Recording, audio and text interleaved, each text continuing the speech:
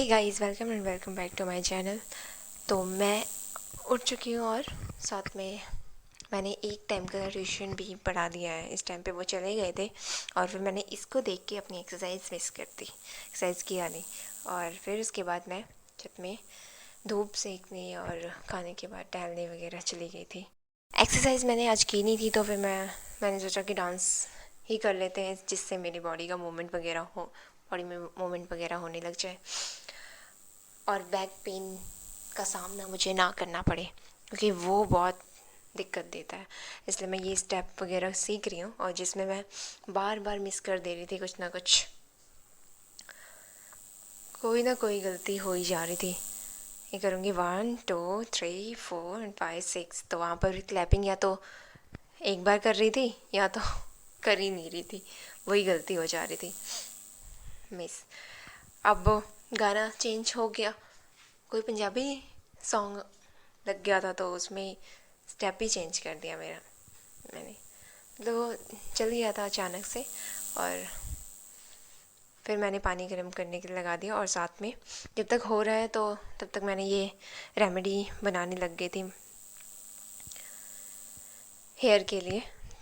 तो अब ये हो चुकी है तैयार, और जब तक ये ठंडी होती है तब तक इसके बाद मैं नहाने के लिए जा रही थी ये, और जाके आ भी गई नहा के। ये पता नहीं मैं क्या करने में लगी थी।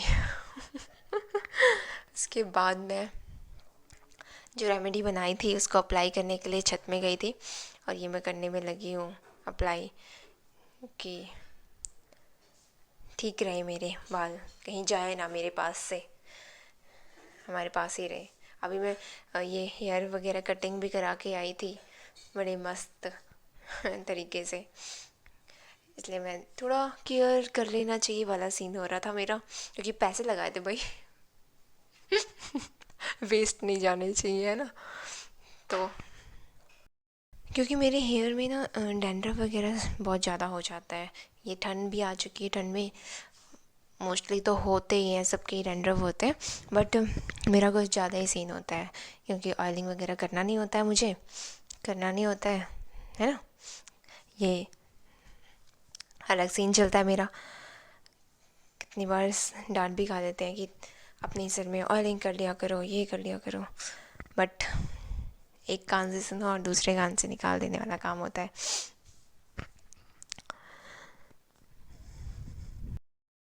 हेयर कटिंग कराने गई थी ना, वहाँ से भी वो बोल रहे थे कि थोड़ा ऑयलिंग वगैरह कर लिया करो, थोड़ा केयर कर लिया करो अपने बालों की। मैंने आज बाल नहीं धोए थे, क्योंकि मुझे इसे पूरे दिन तक अप्लाई कर रखे रहना था। बट कभी कभार मेरा ये वाला सीन होता है ना, कि अगर मुझे कहीं जाना है या रेडी वगैरह होना है, किसी फेस्टिवल के लिए रेडी होना है, तो फिर उसे 20 मिनट्स 25 मिनट्स में वॉश कर लेती थी। बट आज मुझे कुछ भी नहीं करना है, तो मैं इसे पूरे डे के लिए अप्लाई करे रहूँगी। इससे थोड़ा, इसमें कोई ऐसा भी नहीं होता है कि स्मेल वगैरह आती है, कुछ नहीं आती है इससे स्मेल।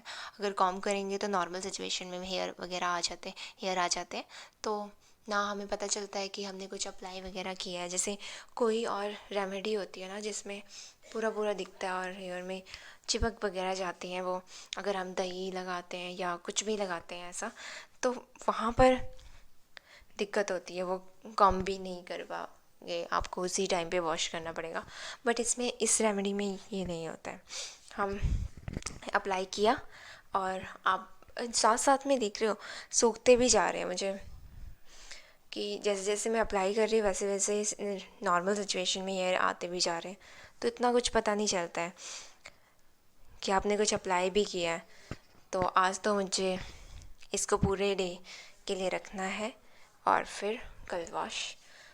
नहीं तो अगर मुझे कहीं जाना वगैरह होता तो फिर मैं आज ही 25 मिनट्स या जिस टाइम पे जाना है उसके थोड़े टाइम पहले ही मैं वॉश कर लेती। मैं 25 में तो कभी भी मैंने वॉश नहीं किया है, क्योंकि मैं थोड़ी देर तो रखती हूँ कि 4 घंटे 5 घंटे इस तरीके से होता है। और उससे पहले अगर मुझे कहीं जाना भी होता है तो फिर मैं पहले ही उसे अप्लाई कर लेती हूँ कि हाँ, मुझे अगर वॉश भी करना है तो वो 4 आवर तो रहे। फिर उसके बाद मैं डेसिकेटेड कोकोनट पाउडर के साथ चीनी डाल के खाने में लगी थी मज़े से। फिर मुझे याद आया हम सीए स्टूडेंट हैं तो हमें पढ़ना भी चाहिए। पेपर ख़त्म हो गया है मतलब क्या होता है, क्या मतलब होता है, पेपर ख़त्म हो गए हैं तो पढ़ाई वैसे ही नॉर्मल सिचुएशन में रहेगी। तो इसलिए हम पढ़ने के लिए बैठ गए हैं। ये एफएम का एक चैप्टर मैंने स्टार्ट किया था।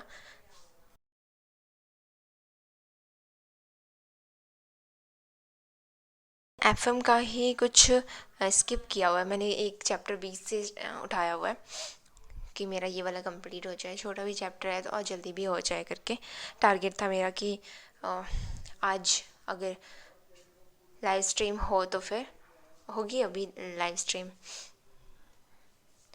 9 बजे तक तो स्टार्ट कर दूँगी मैं, और ज़्यादा देर तक बैठना है लाइव स्ट्रीम में।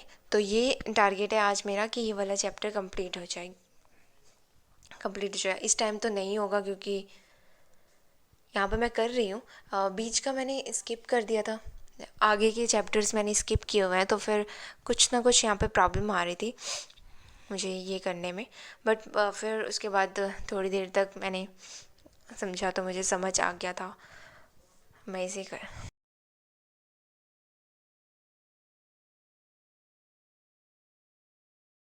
अच्छा, मैं आपको एक स्टोरी सुनाती हूँ जिसमें मैं सुनाऊँगी मम्मी का खौफ। मम्मी का खौफ क्या होता है। इस स्टोरी में मेरी जो फेस में आईब्रो में एक कट है, वो कट पता है कैसे लगा था। जब हम छोटे थे, थर्ड फोर्थ की बात है, वहाँ पर जैसे हम स्कूल जाते हैं और किसी भी रेस्ट के लिए हम पीछे को अंगड़ाई लेते हैं, और उस टाइम पे मैंने क्या किया था कि अपना सर पूरा भार जो था अपनी बॉडी का, वो सर किस पीछे वाले के कोई भी बच्चा था मुझे इतना, उसके बैग के ऊपर डाल दिया था। तो अब क्या हुआ कि तब तक मैम ने बोला कि अपनी बुक्स ओपन करो। तो उस बच्चे ने बुक्स ओपन करने के लिए बैग को ओपन किया। जैसे ही उसने बैग को काफ़ी ज़ोर से ऐसे किया तो उतने में मैं गिर गई। मतलब मैं काफ़ी ज़ोर से आगे को बजी, मतलब नीचे को गिर गई थी। तो वो डेस्क का एक नोकीला पार्ट होता है ना, वो ही मेरे आईब्रो में जाके लगा था।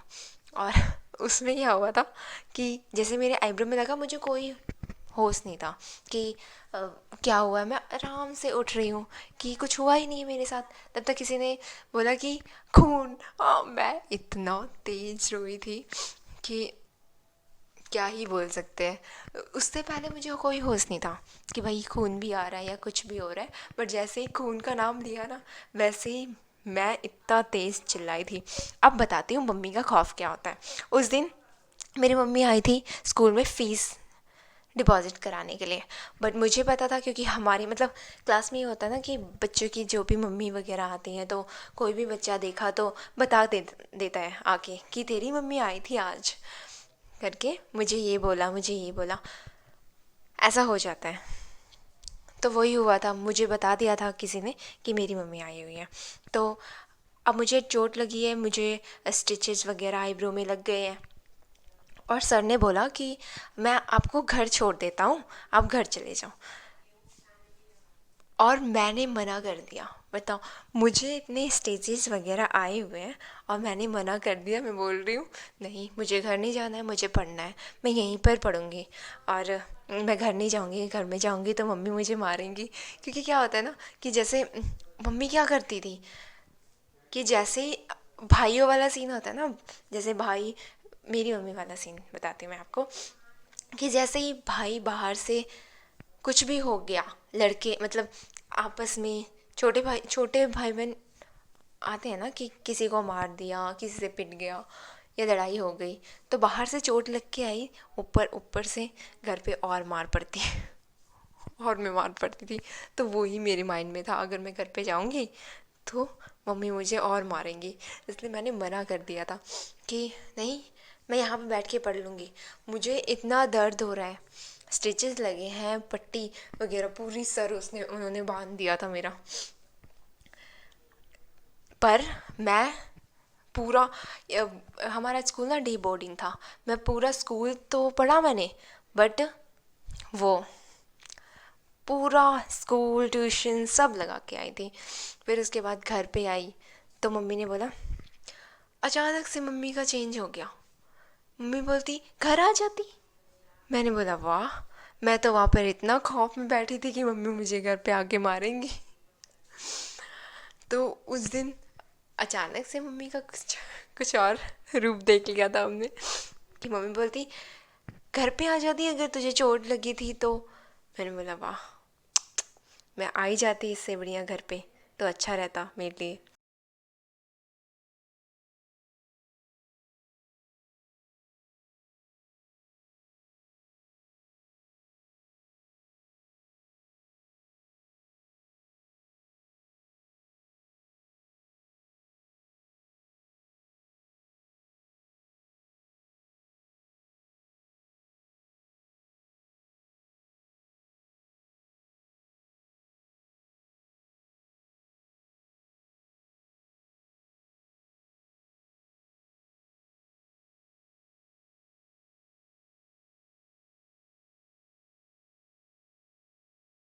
उसके बाद मुझे भूख लग गई थी तो मैं खाने के लिए बैठ गई थी। मुझे चावल बिल्कुल भी पसंद नहीं है तो मैं इतना ही लेके बैठी थी।